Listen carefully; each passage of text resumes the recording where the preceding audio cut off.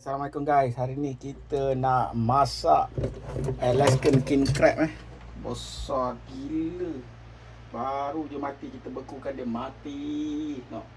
Berat dia sekitar, korang boleh dapat bayangkan macam mana nak tunjuk besar dia. Pegang tapi tajam. Tunjuk besar. Okey. Besar. Besar tak? Besar. Tengok gambar tu. Cik nak tengok apa? Stop betul. Okey, kita akan masak. Benda ni dah bersih dah. Okey. Jadi obviously dia besar. Kita akan masukkan dekat dalam kita punya pot. Nak kita makan bersama kawan-kawan kita malam ni.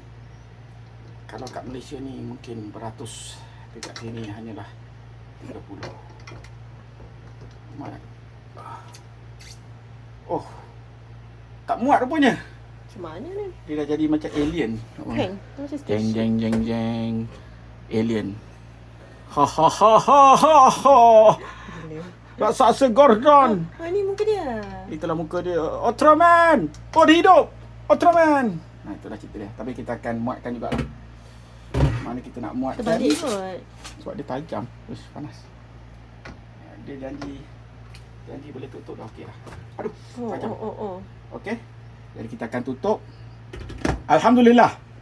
Dan kita akan tunggu 20 minit. Alexa, alarm for 20 minutes.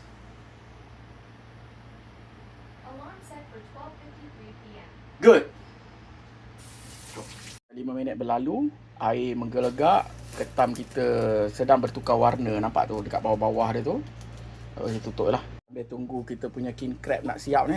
Belum siap lagi, kita nak makan ketam lah pula. Hari ni seafood galore day Jadi kita dah bunuh dah, taruh dalam fridge tadi. Oh lemak, gerak ni. Ya, nak mati lah.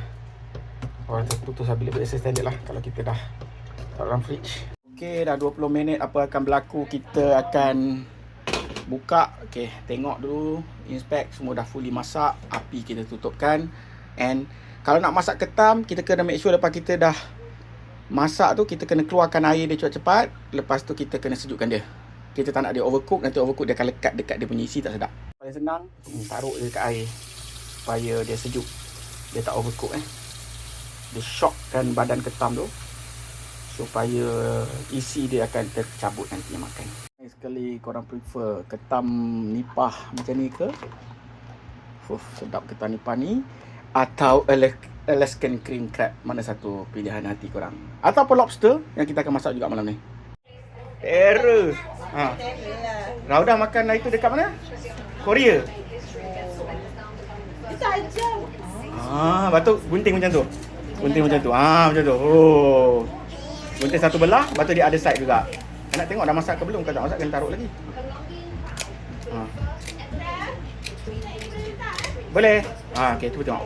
Wow. Batu nanti bawa kuah ni, cicah dengan kuah ni. Alhamdulillah.